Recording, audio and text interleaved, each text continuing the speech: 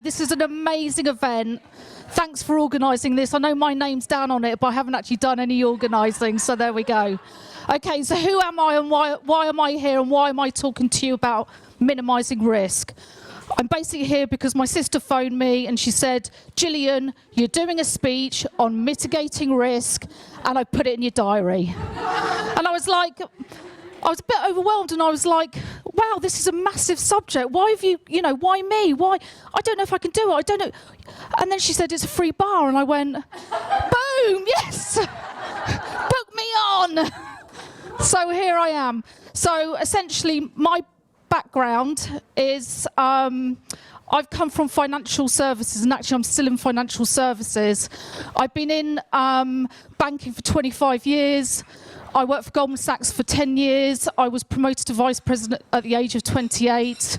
I've managed multi-million-pound projects. I've managed teams up to 35 people.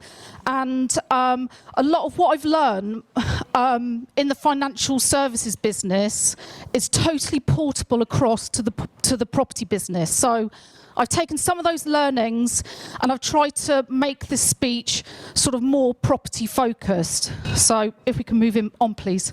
Okay, so I'd like to start off a quote from the iconic Oprah Winfrey. I believe that one of life's greatest risks is never daring to risk. And I believe strongly in that philosophy because we have to make that first step. And I'm so pleased that we have a room full of people who are doing those steps. So boom! Now, Oprah goes on to say, do the one thing that you think you cannot do, fail at it, try again, do better the second time. That is what we need to do. You need to take that step out of your comfort zone. You need to start getting up on stage and doing speeches. Let's get out there. Let's, get on the stage and let's present women and women development because we are a powerful team here. Okay, so in terms of risk, it's emotional. So we have risk takers. And why are they risk takers? It's because they've experienced pleasure and they want to feel that pleasure again. So they're expecting pleasure. And then there's risk takers. And those people, they're expecting pain when they stretch out their comfort zone. So when you look at Ruth and I, Ruth's a risk taker. And I'm very risk averse. But what we do together is that we found a fantastic sweet spot. So Ruth says to me, I've seen this deal, 800,000, I love it. I love it. It's got massive windows, it's got high ceilings, I'm going to put a mezzanine in. Oh my God, I love it. I want it, get it. And I look at the numbers, and then it's like the party pooper comes in. And it's like, I'm really sorry, the numbers don't pan out.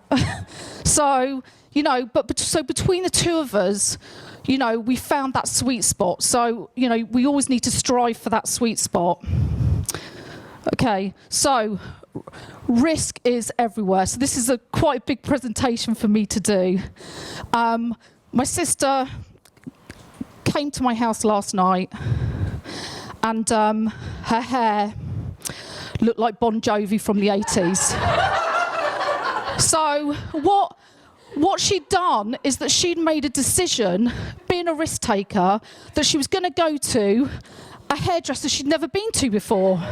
And I'm not joking, her hair was in the shape of a triangle. It was so when we think about risk, we can categorise it in different ways. We've got risk avoidance, and we all know about the risk-reward line.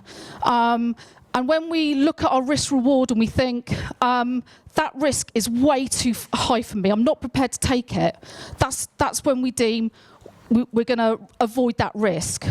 But then there's other strategies as well, where we can share the risk. So we can do joint ventures and share the risk together. And there's also transfer of risk. When we talk about insurance, we're transferring the risk onto another party, and also reducing risk.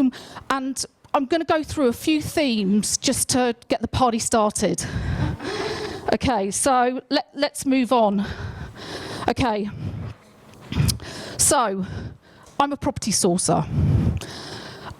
I've got a property. Let's see if you're interested. On the right-hand side is a road, and the locals call it Death Alley. Yeah? Down Death Alley, we've got a clinic, and it's a meth clinic. Yeah? Hands up if you want to buy it. Oh, wow. Sold. Okay, so that's exactly what we've done with our beautiful Wardwick property here. That's the location. So when we come to look for property, we need to understand about what is our market and what is our area. It's not good enough just to walk down the street, although it's a good start, to understand what your street looks like. Not good enough. What we need to do is we need to raise it up, and we need to look regionally at the city plans. So we need to understand what type of regeneration is going on in the area. So our lovely property, if we look at this picture over here, we can see a blue square, and that is where St James Securities are investing 200 million in regenerating the entire area. The red blob is where Death Alley is, and our property. So we have purposefully picked a property on the edge of a regeneration area.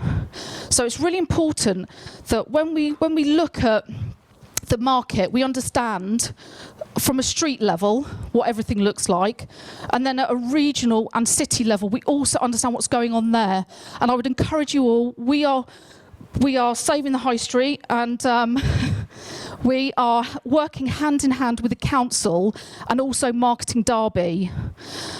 They are our local IPA, which stands for Investment Promotion Agency. And I encourage you all to reach out and understand who your IPA is in your area, because they will help you understand the regeneration that's occurring. In fact, literally every city has an IPA.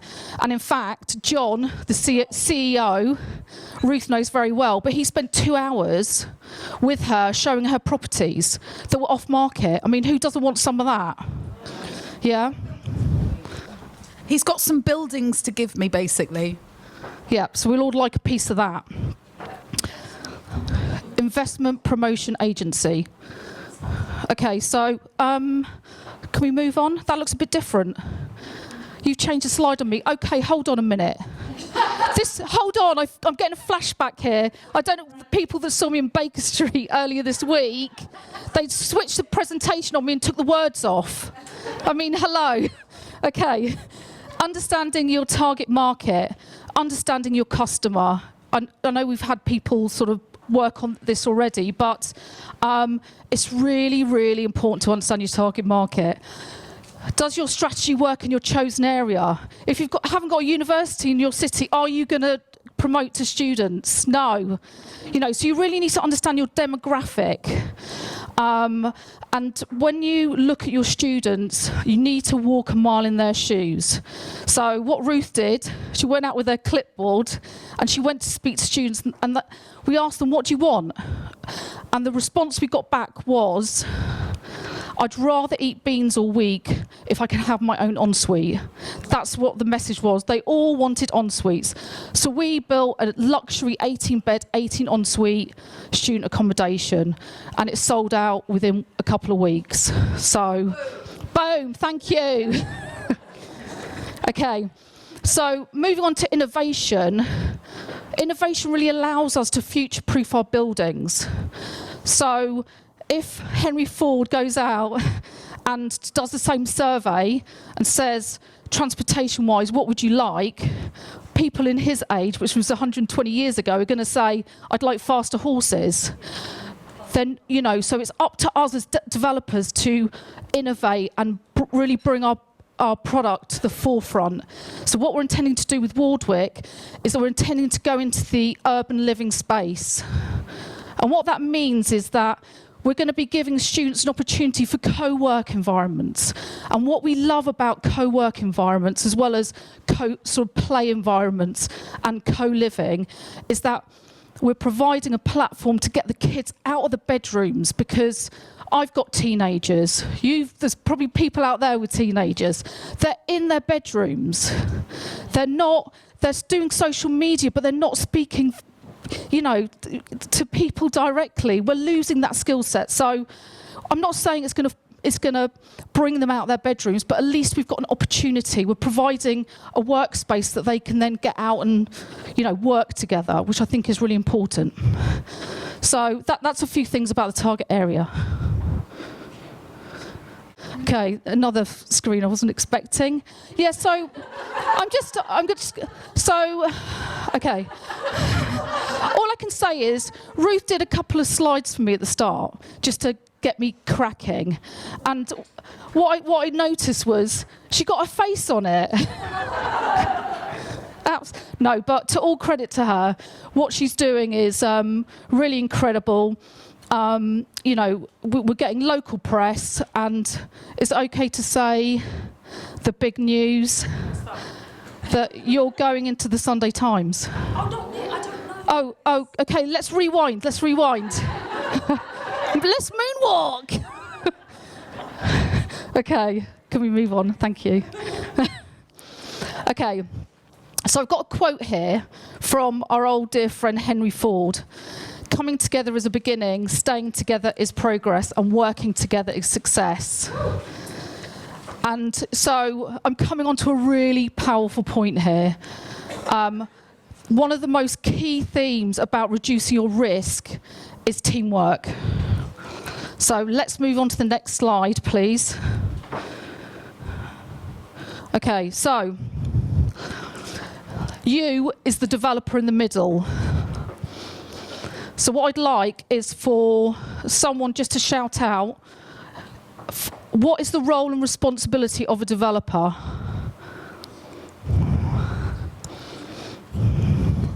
What is the main role and responsibility of a developer? I heard that, to coordinate all of it. Well done, who said that? Team point. Anyone else? Solve problems, correct, yep. Okay. Communicate, yes. Find people, find your team. Good, yep. So essentially, you said most of them, you're conducting your orchestra, you're building your team, and you are the deal maker, you're bringing everything together. So I think the takeaway from this slide is look how many people there are in your team. Now, this is not even an exhaustive list. This was something I knocked up in 5 minutes, and then I sort of thought, oh my goodness, I've forgotten this person, I've forgotten that person. But if you overlay that for when you're doing multiple deals, it gets even more complex. So what Ruth and I, we did the training a couple of years ago, and they went through all the important people in your team. And we were like, yeah, we get it. Did we put it into action? No, we didn't. So who was the bookkeeper for the first 18 months? Me. And we made a decision, QS. Who needs one of those? It's just like, we don't need one of those. Until we found out our architect was actually pretty rubbish. She'd quoted £70 a square foot, and the actual cost turned out to be 106 square foot. So it was actually 30% more than what we had actually thought it was. So we went through 2 tenders thinking, where the hell are all these, why does no one want this work? Where are the contractors? We've got a good job going on here. What's going on? So then after 2 tenders, we thought, let's get the QS on board.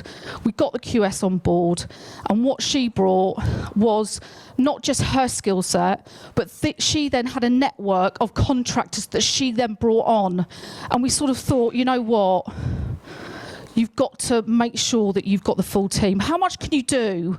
So just think about that diagram. Think about what you do in your day-to-day life. Are you trying to do too much? Are you actually reaching out into other areas that actually you shouldn't be focusing on? What is the opportunity cost of you performing those other activities? And can you perform it as well as, you know, the best in the field? So I just want you to have that as a takeaway point. And I think assessing the team, I think we spoke about this. You've got to be willing to say, you know what, you're not doing your job as good as what we think you should be. I'm sacking you. Sorry, is that a bit harsh? You're sacked.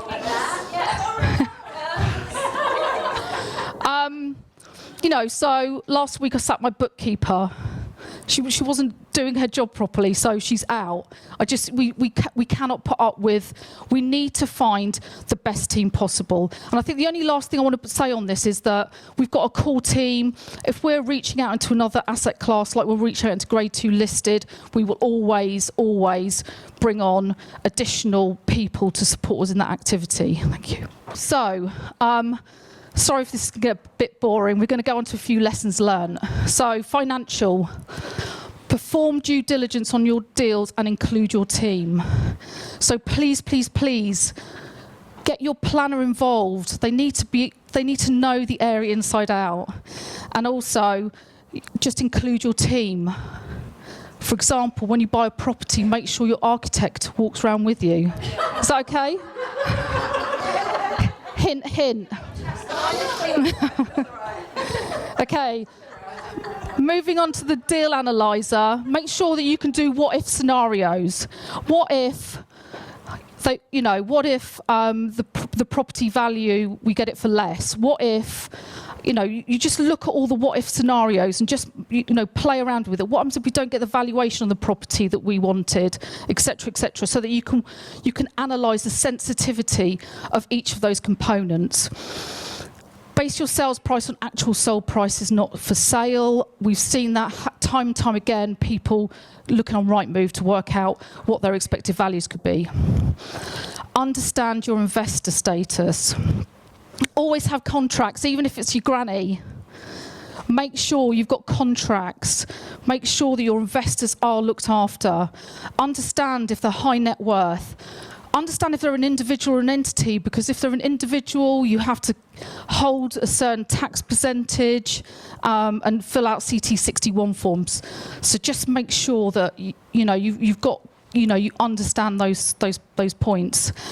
Minimise your VAT 1614D form at the point of offering. Make sure it just means that you don't necessarily need to pay the VAT at the point of purchase, which will save you a lot of money, and reduce bill VAT. So for commercial conversions, we've got a 5% VAT.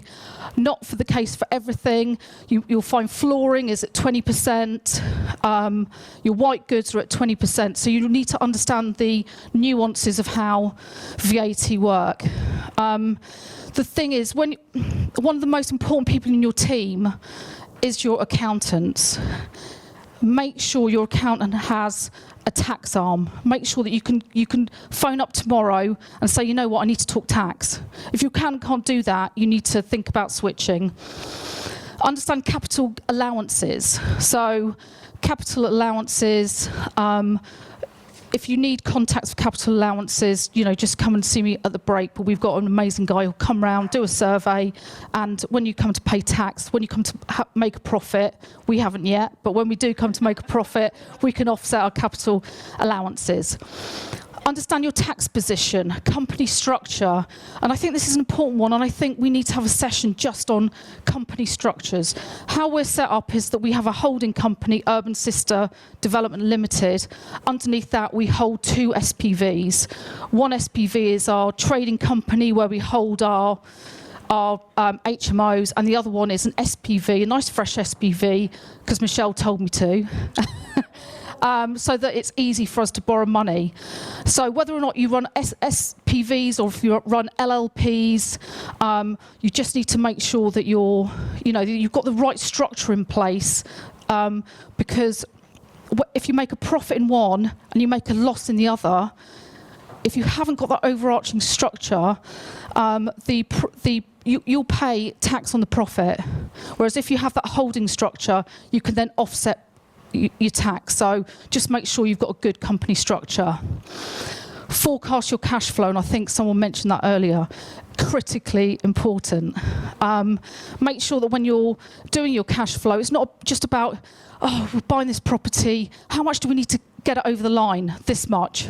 It's not enough. It's got to take you all the way through to planning completion, because your development loan company won't lend until your planning's complete. So just make sure that your cash flow goes all the way through to the end of planning. And the last thing that Ruth and I found important was when we went out to development loan companies, they took us very seriously, and that's because we were very professional in our approach, and we produced comprehensive presentation to take them through not just the numbers but also what our market was, what our customer was. So they had a good overarching knowledge about the entire deal and the cash flow. So we found that quite useful. And what he was saying was that a lot of developers turn up without anything. Like, it's really, really common. So, I mean, we couldn't quite believe that. So make sure you've got stuff with you. I think that actually it's a matter of pride. I just do it on the back of a fag packet. And actually, if you do more than that, they kind of look down on you a bit. Is that what you found? Developers, Yeah. Okay, next slide, please. Okay, so operationally, permitted development is a great way. It reduces your planning risk, 56 days, 96 quid. What's not to like about it? Consider your options. If you do not get planning, have multiple exit routes. It's really, really important. All the way along the line, have as many exit points as you can. Now we get onto the boring stuff. Insure your building. The thing is, don't just insure it for, it's worth 200,000. You have to think about the life cycle of your development, what it looks like, who's going to be on site, and just make sure that you're totally covered throughout the lifetime. Get yourself a good broker, insurance broker, and talk to them regularly about what's going on in your site so that you don't miss anything.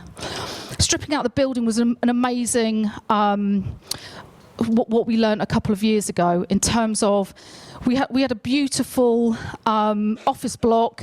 We stripped out the building so that when the contractors came round, they weren't adding contingency. They could see the edges of the building, and they weren't going, it's going to cost you a lot of money, that is. Behind the walls, that could be anything. So strip out your building. Use JCT contracts to transfer the risk. Really important. During the development, we had a break-in. Obviously it was, we didn't want that, but we were covered. We didn't have to financially, the cash flow wasn't great, so it's good to have that coverage. Engage experts. So we don't necessarily have to do this for the council or for anyone else, but we do this for ourselves. We want to future-proof our buildings. So we bring in an HMO expert who says, this is what your safety needs to be for 10 years' time. And that's what we build in, because we don't want to be in a year's time going, oh God, we've got to change all the doors. We just don't want to be there. And also there was a recent example in Derby where there was a developer who put cladding on the outside of the building.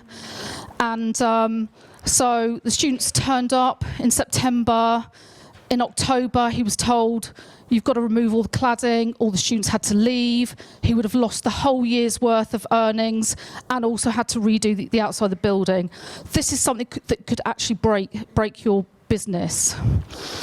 And the final thing is be CDM compliant. Please, please, please make sure that your safety is up to scratch. We don't want anyone to have, accidents or, God forbid, die on a building site. So please, please, please make sure you bring the experts in and make sure your safety is up to standard. Okay, and I think the final one is training. And I don't think I have to go through this with you because I think you're all doing an amazing job. So there's just a few bits here. Targeted property training. training, mentorships, network, podcasts, social media, but the big one is the bottom one. At the bloody bar today. Let's talk. Let's talk about all the lessons learned and issues that we faced. Okay, so closing message. I thought I'd finish off with Nelson Mandela. Do not judge me by my success. Judge me by how many times I fell down and got back up again. We have social conditioning. We have a fear of failing, and this is from our parents, from our schooling. It just goes through our general society. But I just want to say failure is not opposite to success. It is part of the journey. We should not try to eliminate or mitigate risk at the detriment of innovation. We really do need to find a balance. Thank you.